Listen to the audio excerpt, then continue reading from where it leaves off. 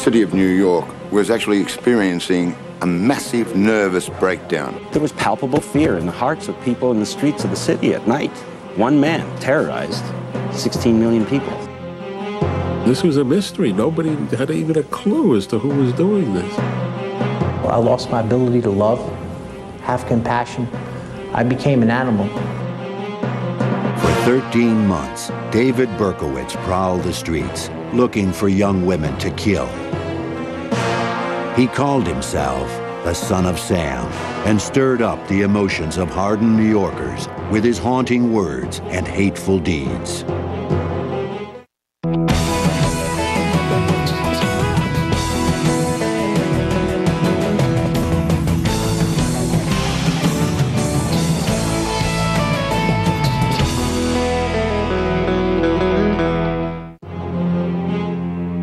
On Christmas Eve, 1975, David Berkowitz attacked a 14-year-old girl with a knife.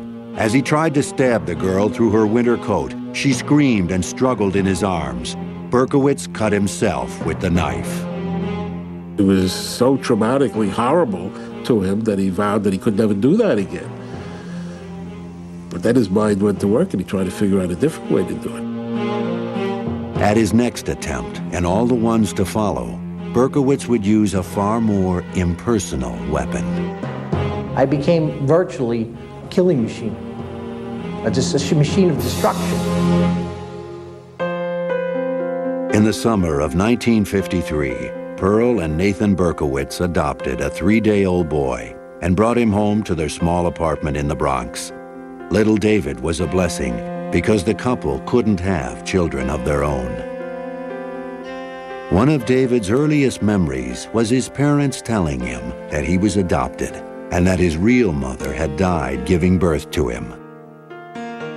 Every time he and his parents would pass the Bronx County Courthouse where the surrogates court is located, they would point to it, tell him that that's where the judge awarded him to them because they loved him more than anybody in the world. Nathan Berkowitz worked 6 long days a week running a hardware store. Pearl was a homemaker who loved to show off her little boy.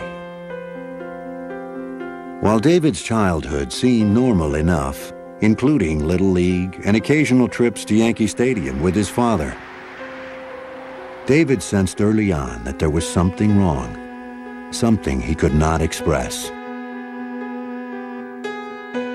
My parents had such great hopes for me. They tried to raise me as best as I could, you know, and they fed me and clothed me and gave me love, but there was just something in me that would not respond to that love and pushed it away. I was so self-destructive. When David fought with other boys in the neighborhood, they would taunt him, saying, "You're not a real kid, you're adopted." Maybe it's sort of like a Pinocchio cinch, you know, he was trying to be this real, live, biological boy, and somehow knowing that he was adopted made him feel less than genuine from day one. Worse than the shame he felt over being adopted was his guilt, knowing that his biological mother had died in childbirth. He would lie awake at night, fearing that his father was going to come and murder him in his bed because he had killed his biological mother. David's dark imagination was fueled by the many horror films he watched on television. He suffered from terrible nightmares, but was often too frightened even to speak about them.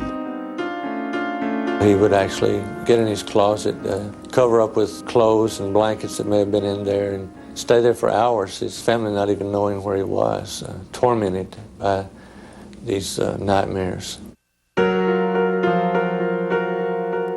Berkowitz hated school and would run home as fast as he could to be with his mother, whom he adored. She was only too happy to dote on her only child. David, in turn, secretly poisoned his mother's parakeet to eliminate what he regarded as a rival for her affections. She never suspected her little angel. Despite David's adoration for his mother, he could also be cruel to her. We were talking about his aggression during childhood, and he described it this way: I was very vicious, you know, and mean towards her, meaning his adoptive mother, and used to throw things at her and hurl insults at her.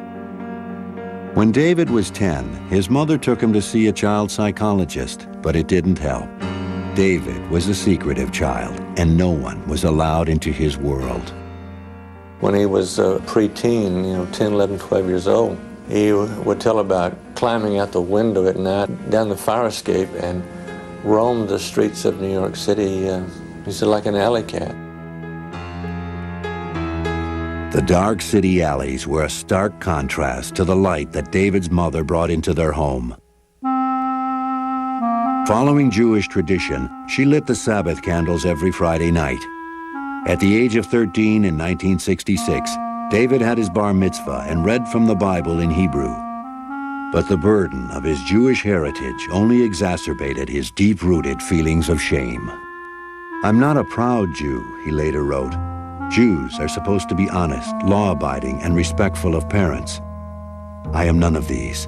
I am a disgrace."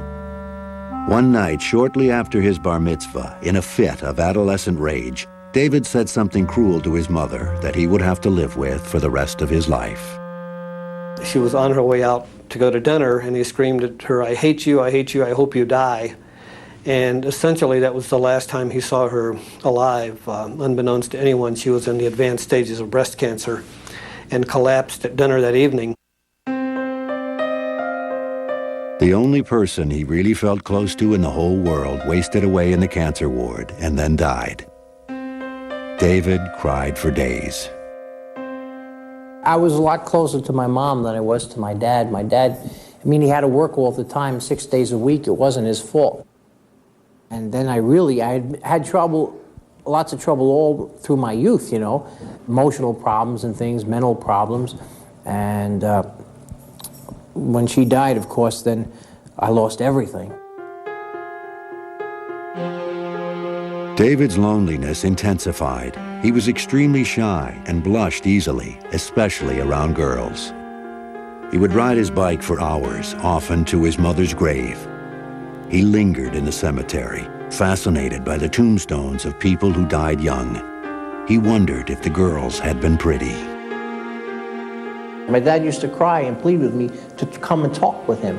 And he says, I don't even know you. You're my son. You're like a stranger. That's just the way I was. I don't know why. It was just these blocks that were up where I just didn't want to share nothing that was on my mind, nothing that was on my heart. I was a closed book, and that was that. Because of his chronic truancy, David barely graduated from high school. In 1971, the 18-year-old Berkowitz enlisted in the Army. He was full of patriotic fervor and fantasized about dying a heroic death in Vietnam. Instead, he was shipped to Korea and qualified as a sharpshooter with an M16 rifle. He tried to find a girlfriend among the Korean prostitutes who hung around the base, but he found the effort degrading. David wrote to his father, apologizing for being a burden and amounting to nothing in society. He wrote that he was sorry he turned out the way he did, stupid, hateful, ugly, destructive. Berkowitz begged his father to pretend he never had a son, to forget that he even existed. In 1973, as Berkowitz turned 20, the Army transferred him to Fort Knox, Kentucky. Out of his longing for companionship, he became involved with a Baptist church. He attended classes, read dozens of books, and soon was baptized. He was particularly impressed about how families were together on Sundays and when they prayed together. And he wanted this to be part of this group very, very much. All the preaching about evil, sin, and eternal damnation, however, constantly reminded Berkowitz of the bleak future that awaited him in hell. His religious fervor quickly extinguished. Berkowitz was also discovering that the Army was no place for him. After a series of disciplinary problems, he was discharged in 1974 and returned to New York. Eager for a fresh start, he enrolled at Bronx Community College. His father, too, had made a fresh start. Nathan remarried and decided to move to Florida and retire. Berkowitz resented his new stepmother and her daughter for invading his home and taking away his father. The 21-year-old began to feel that there was a mysterious force around him that repelled people. He referred to himself as der Schmutz, Yiddish for dirty one. His world was rapidly shrinking. Berkowitz moved into his own apartment and got a job as a warehouse security guard on the docks of the west side of Manhattan. From the depths of his loneliness, he began to think about the birth mother he never knew, the one whose death weighed on his conscience. Berkowitz would soon unravel the mystery of who he really was. What he found would propel him onto the street in search of blood. David Berkowitz began a desperate quest at the age of 21 to find out exactly whose son he really was. But instead of saving him from his misery, his journey to discover his birth parents would launch Berkowitz on a year-long killing spree. He had gone to one of these freedom of adoption movement meetings and told them the story of how his mother had died giving birth to him, and he had a father out there somewhere, and people laughing at him and said, you know, what are you laughing about? This is a tragedy. You know, my mother died. They said, man, that's what they tell all of us. Berkowitz called his adoptive father, Nathan, and demanded the truth. Nathan broke the news that David's birth mother was in fact alive. He explained that the adoption experts had advised against revealing the truth. Berkowitz was stunned. In an instant, he was delivered from a lifetime of guilt. He had not caused his mother's death after all. Berkowitz's adoption papers said that his real name was Richard David Falco, and that his parents were Betty and Tony Falco. He searched for them for months, but he kept hitting dead ends. Frustrated and lonely, Berkowitz, who had tried during his army years to find comfort in religion, now joined a cult of Satan worshippers. Berkowitz enjoyed the late-night rituals in the woods, the chanting, the drugs, and the opportunity to meet girls. He connected easily to the dark forces that the group worshipped. He even made a blood pact to serve the devil. I was chanting the names of Lucifer over and over, and I was calling out to him. I said, you know, son of the morning, and prince, my Lord, you know, come into me right now, take control of this vessel. And I felt like I was being emptied of my own personality, and that something else somehow was coming in. The group gave Berkowitz a sense of belonging to a family, and he eagerly accepted their mission. His other mission, to track down his biological parents, was finally accomplished after a year of searching. When he first spoke on the phone with his birth mother, Betty Falco, David's expectations soared. At last, he had found his normalness, his biology, the reason for his existence. And what he thought would be this glorious moment when he would find his real live mom and they would fall lovingly into each other's arms, turned into one of the moments, if not the moment, of his greatest disappointment. Berkowitz had fantasized about meeting a beautiful woman. What he found was a totally ordinary person, what he described as a nervous and frightened little woman. Betty apologized profusely for abandoning her little Richie. I remember him mimicking her and saying, "Oh, Richie, I'm sorry, in this sort of high, whiny voice, and putting his hands over his ears as he did that to try to shut out the sound that he recalled her making. Berkowitz hid his disappointment and told Betty that he loved her and forgave her because he knew she must have had a good reason for giving him up. Betty revealed to David that Tony Falco wasn't his real father. Betty Falco had secrets too. Betty, a daughter of poor Jewish immigrants, had married Tony as a teenager. After they had a daughter named Rosalind, Tony left Betty for another woman. Betty had then begun a long affair with Joseph Kleinman, a well-to-do Jewish businessman who was married with 3 children. In 1953, David was born. Kleinman would not tolerate the embarrassment of an illegitimate child. Betty too felt guilty and ashamed and quickly made arrangements for an adoption. He learns at the moment of his imagined rebirth that he had intruded upon the lives of these 2 people who were simply together having sex. Berkowitz's relief over not having killed his birth mother quickly turned to anger. He later wrote, "Here I was, never wanting to be born in the first place, miserable, maladjusted, plagued with death fantasies, only to find out that I was unwanted, an accident after all." This moment of truth lit a fuse in Berkowitz, but he never let his feelings show. For a while, he even maintained a relationship with his half-sister and her 2 daughters, who called him Uncle Richie and would jump into his arms when he arrived for dinner. His sister seemed to be going out of her way to try to make up for all the things which he hadn't had, and as much as he wanted to believe it, he knew that it was false, that he was still this sort of counterfeit human being. He was adopted. Berkowitz's visits grew less and less frequent, then stopped altogether. He later wrote, "I was getting a very powerful urge to kill most of my natural family. I fought hard to keep these thoughts from becoming actions. So I just stayed away altogether." The 22-year-old Berkowitz mysteriously told his half-sister that he would never hurt her or her daughters. Instead, on Christmas Eve 1975, Berkowitz attacked a 14-year-old girl in the Bronx with a small knife.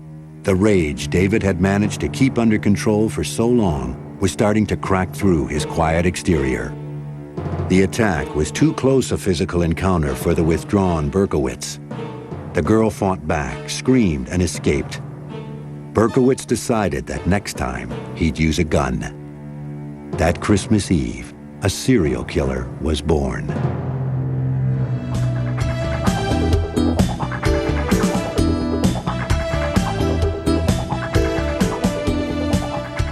In the bicentennial spring of 1976, Berkowitz was still working as a night watchman, but he complained that he couldn't sleep during the day because of howling dogs belonging to his landlord.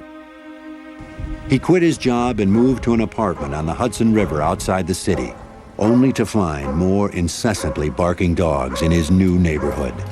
From 1976 to 1977, Berkowitz drove a taxi, worked in the post office, and tried to live with his paranoid feelings. He would often drive to the beach and sleep in his car for a few hours of peace. At the beach, David took long walks trying to sort out his scrambled mind. One day, he made a decision. As he later explained in a letter, "I was determined that I must slay a woman for revenge purposes. For all the suffering, mental suffering, they caused me." The 23-year-old Berkowitz paid a brief visit to his adoptive father in Florida. Nathan witnessed his son staring in the mirror, pounding his head with his hands. He tried to get David psychiatric help, but the young man refused, saying no one could help him, that it was too late. When Berkowitz left Florida, his vengeful fantasies grew more concrete. He drove to Houston to visit an old Army buddy who innocently helped Berkowitz buy a .44 caliber Bulldog revolver to protect himself, Berkowitz said, on the long trip back to New York. Out of the darkness of his rage, the weapon was his final solution. In his tormented mind, the barking of the dogs became unbearable. With his anger and sexual frustrations mounting, it was just a matter of time before Berkowitz would express himself with his gun. The demons inside David Berkowitz were driving him to hunt the dark streets of New York City in search of a woman to kill. Only that would free him from his torment. On July 29, 1976, Jody Valenti was dropping off her friend Donna Loria in the Bronx. Berkowitz drove by and saw the two girls laughing and talking. He parked his car 2 blocks away and walked back. Then he circled the car at a distance, like an animal stalking its prey. Jody turned her head and saw Berkowitz's piercing eyes. She said, "Who's that?" As Donna turned to look, Berkowitz pulled his gun out of a brown paper bag and fired. In the silence that followed, Berkowitz was frozen. Jody pounded the car horn. Berkowitz popped out of his trance and ran. Donna's father burst out of the apartment building, screaming for help as he gathered his daughter in his arms. but she was already dead. Jody survived a bullet wound in her thigh and was able to give police a description of the killer. As Berkowitz fled in his 1970 yellow Ford Galaxy, he sang happily to himself. "I felt some peace," he later said. "While I didn't have a physical sexual orgasm, I certainly had a mental one. After a shooting, it was like I was walking on air." He didn't know if he had killed anyone until he read the New York Post that afternoon. After that, Berkowitz was out every week, cruising neighborhoods that bordered highways. In the fall of '76, he wounded 2 more young women, as well as a man who he probably mistook for a woman in the darkness. Donna DeMasi was shot in the neck. Joanne Lamino was paralyzed from the waist down. And Carl De Niro would end up with a metal plate in his head. Berkowitz was nervous during these first few attacks because he realized he was crossing over the greatest moral divide. "I was cognizant of finally being able to pass that point in which a human plays God," he would later confess. "I was anxious, excited, and tense." Berkowitz also got excited over the thought of being a hero. He fantasized about rushing into a burning building and saving women and children. Almost every night when he was driving around looking for someone to kill, he always had a full emergency pack in the back of his car, at the same time looking for someone to save. On a frigid night in January 1977, Berkowitz, with his gun in his pocket, cheerfully helped some stranded teenagers push their car out of a snowbank.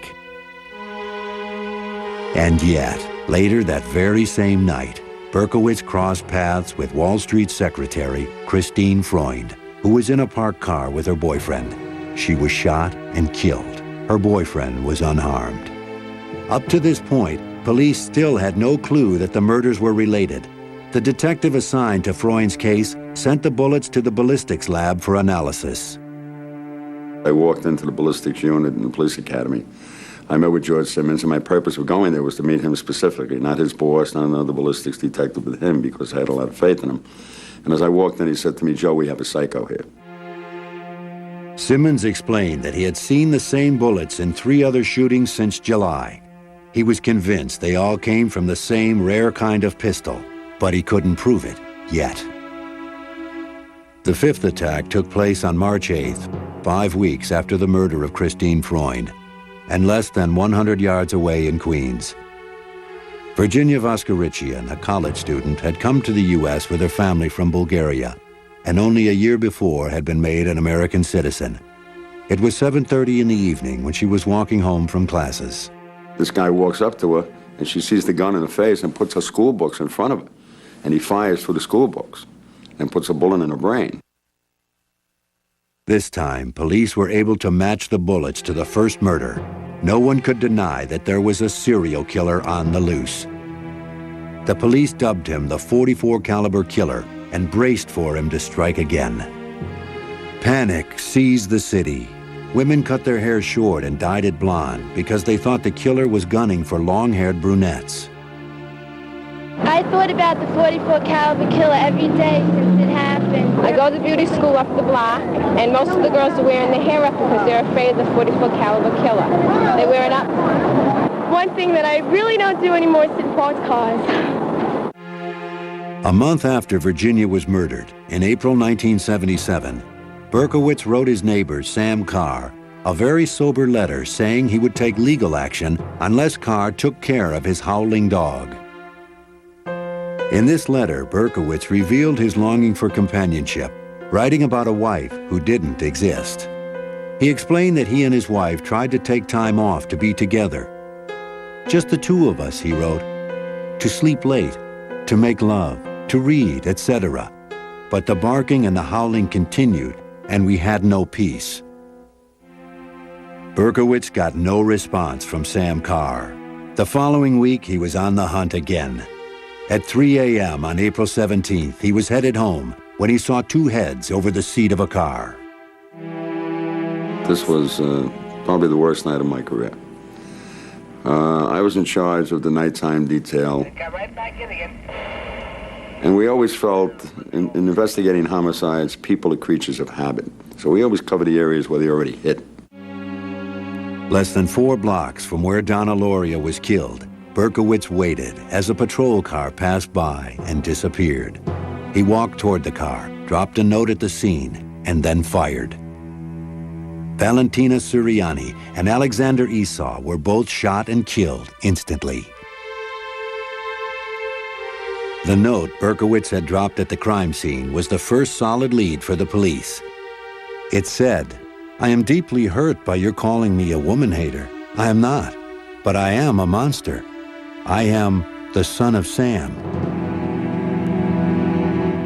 "I love to hunt," he wrote, "prowling the streets looking for fair game, tasty meat. I don't want to kill anymore. No, sir, no more. But I must honor thy father. I want to make love to the world. I love people. I don't belong on earth." He ended with a warning. "Let me haunt you with these words. I'll be back. I'll be back." Berkowitz had raised the stakes and police responded. A task force was formed to coordinate the search for the killer. It was the most extensive manhunt in the history of New York. Somebody came up with the theory that the MO of this particular shooter was exactly the same as the scenario on Starsky and Hutch. We sat and watched every Starsky and Hutch episode. That's how minute we got about this thing. A few days after Valentina and Alexander were murdered, Berkowitz wrote another letter to Sam Carr, saying that his life was destroyed and he had nothing to lose anymore. "I can see there shall be no peace in my life until I end yours." A week later, Berkowitz shot and wounded Sam Carr's dog. The New York papers appealed to him to turn himself in. Berkowitz responded with a dark, chilling poem to the Daily News. It read, "Hello from the gutters of New York City, which are filled with dog manure, vomit, stale wine, urine, and blood.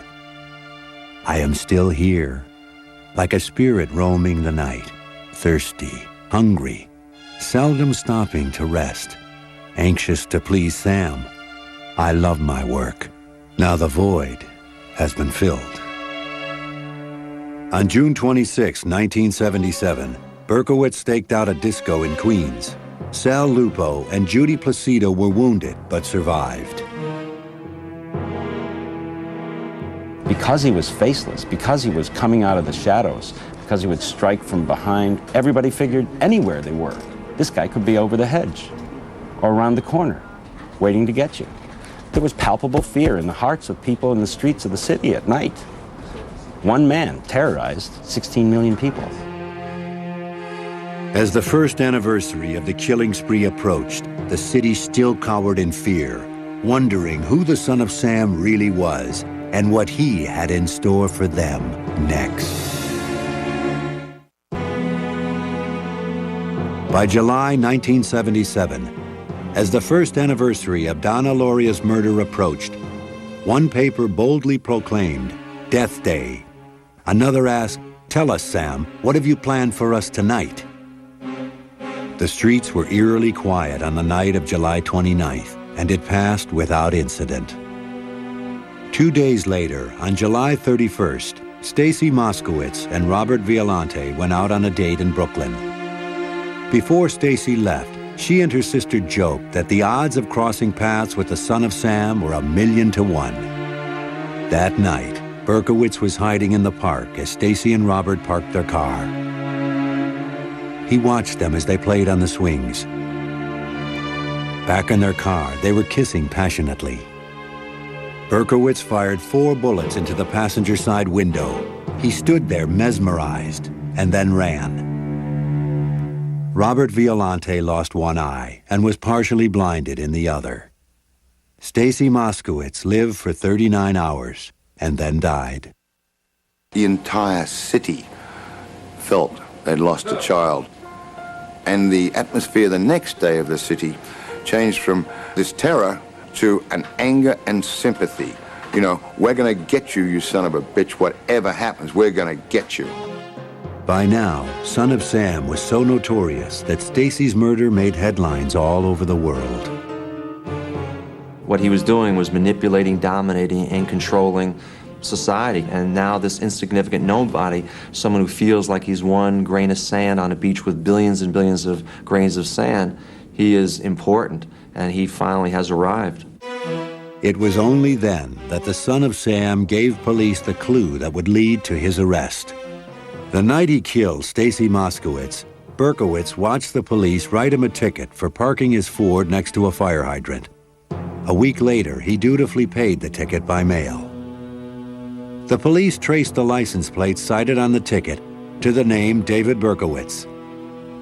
They quickly discovered that he had been sending harassing letters to a number of people, and that a man named Sam Carr claimed Berkowitz had shot his dog. Out of a pile of hundreds of tips and complaints from the public, Berkowitz's name appeared 3 times. On August 10th, 1977, a large team of detectives staked out Berkowitz's apartment. The end was anticlimactic. Berkowitz walked out of the apartment building with a brown paper bag and got into his car. A detective approached the car and told him to freeze. Berkowitz turned around and said, "Well, you finally got me." The officer asked, "Who do I have?" Berkowitz said matter-of-factly, "The son of Sam." On the seat next to him in a brown paper bag is the .44 caliber gun that did all the shootings. No resistance, no shootout, no nothing. You got me. You got the son of Sam. The police brought him in for questioning, and the media descended on them. He came almost in a spotlight. There was a surreal feeling about it. We're finally putting a face to horror and terror.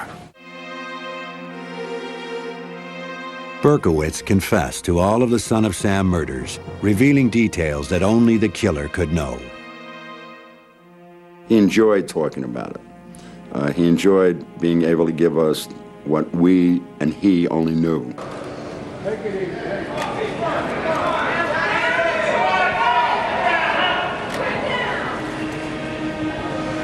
Facing the public for the first time, Berkowitz could not keep from smiling.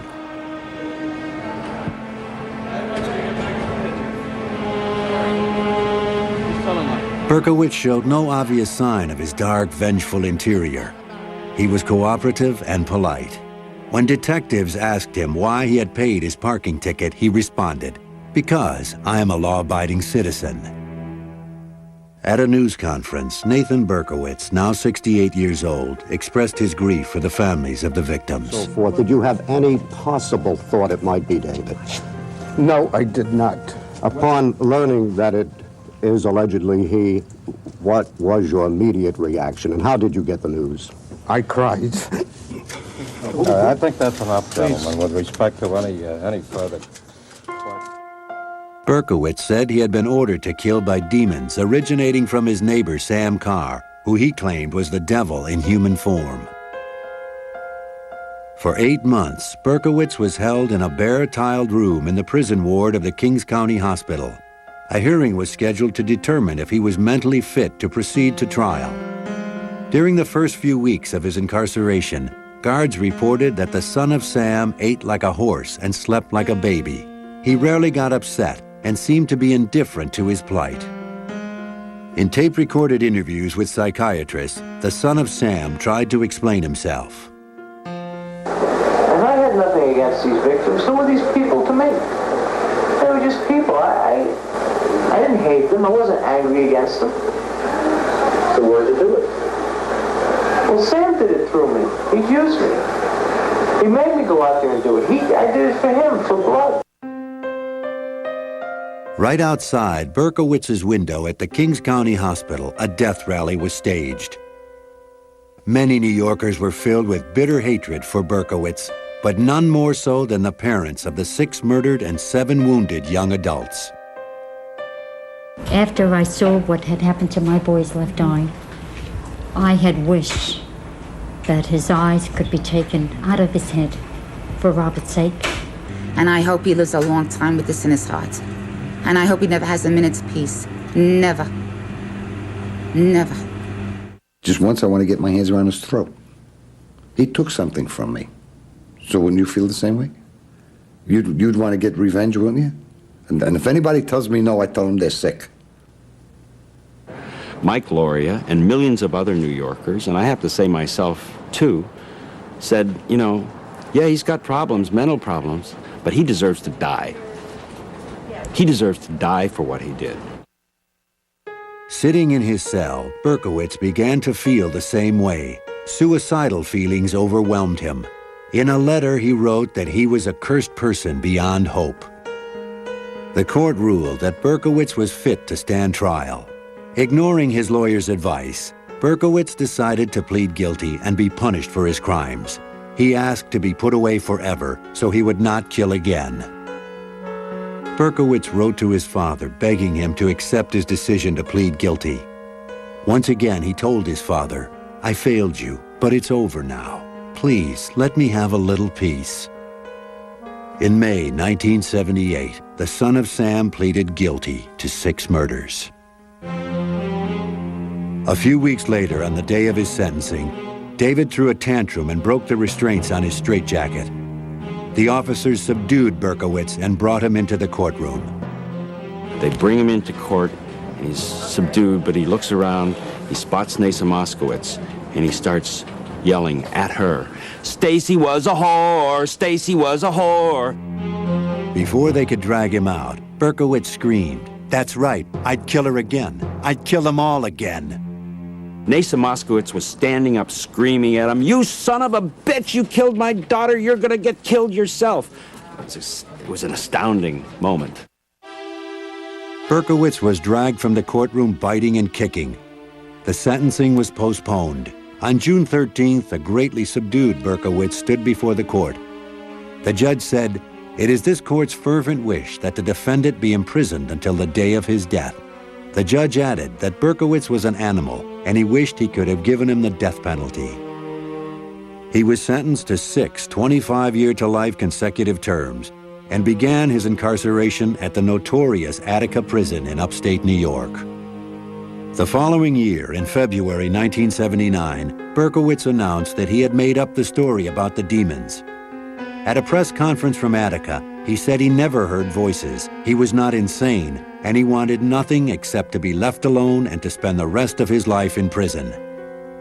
Later that same year, Berkowitz was almost killed by another inmate. Fearing retribution, Berkowitz refused to name his attacker. Following the attempt on his life, Berkowitz seemed to become more introspective about his crimes. He wrote in a letter that he did hate women, especially women who dance, he wrote, "I hate their sensuality." Berkowitz told a fellow inmate that he attacked women kissing in cars in order to prevent other illegitimate children from being born to suffer the way he did. Berkowitz settled into Attica and seemed to find some peace. For the next 14 years, he kept his silence with the public. Then, in 1993, Berkowitz came forward and revealed a new twist to the Son of Sam story that would capture the public's imagination once again. In 1993, David Berkowitz, after maintaining his silence in prison for 14 years, made a sensational announcement. He claimed that the Son of Sam killings were really the result of a satanic plot, that he had only killed 3 people, but was an accomplice in the others. Berkowitz said the satanic cult he had joined in the early 70s had lured him into a conspiracy to bring chaos to New York City through a series of murders. I didn't know, I honestly didn't know that people were going to die one day, and I'm so very sorry that happened, and the people that didn't deserve it were just lost their lives, and I know that Berkowitz now claims that he pleaded guilty to all the crimes to get out of the cult and to protect his family from their vengeance. Experts who have studied Berkowitz's criminal behavior find the story unbelievable. David Berkowitz is a paranoid individual. He is not reliable. He is not the type of person that someone else would even want to team up with, nor is he the type of person that wants to share the glory with anyone else. He simply did it on his own. Berkowitz has been living in prison almost as long as he lived on the outside. In 1987, he moved to his present home at the Sullivan Correctional Facility, a super maximum security prison for notorious felons. Prison is a place of oppressive darkness. There's nothing here. Just lonely, broken men whose dreams have died. That's all that's here. It's like a hell. I started reading my Bible and Jesus set me free. A Baptist minister named Don Dickerman took it upon himself to teach Berkowitz about forgiveness. Actually, I wrote David a letter in 1978 and basically said, David, God still loves you and Jesus can save you. Amen. Dickerman later formed a friendship with Berkowitz. Love you. I love you too. Love you too. In 1987, Berkowitz claims to have had a religious awakening and now calls himself the Son of Hope. His born-again testimony has been distributed around the world. This heaviness, these heavy chains, these invisible shackles, these mental chains that I was wrapped around, see, for years and years, just kind of snapped. Berkowitz works as a chaplain's clerk in the prison and is the only inmate allowed to work in a special cell block with fellow prisoners who have emotional problems and learning disabilities. They need some help. They need someone to talk to, someone to help them make their bed and get them dressed and so forth, someone to be a friend and listen to them when they have their problems. And that's my job. I work with the guys as I have like a ministry of caring to them. Some people doubt the sincerity of Berkowitz's religious awakening, saying that he is putting on an act for the parole board and the rest of the world. David Berkowitz is sitting in jail today, hoping and praying that he can get out. And I know if you would release him, God forbid if we ever did, and we never should, but if you would release him tomorrow, he would drop that religion. Berkowitz, however, knows he will never be released. He says that the idea that God recognizes him and listens to him is the only reason he has to keep living. David understands that people are skeptical, but I don't think he expects that people will ever forgive him. Maybe some. He knows the state will never forgive him, but he knows God has forgiven him, and he's forgiven himself. I would like to think that God has allowed me the opportunity to make my life count now, to give me some meaning and purpose, which I've been searching for so long. I'd like to think that somehow that the past could gradually be wiped away. In prison, ironically, Berkowitz appears to have found the surrogate family he was searching for throughout his early life. Through his crimes, he acted out a dark fantasy and terrorized the city. Now he wants to be known as the Son of Hope, but he will always be a prisoner of his own creation, the Son of Sam.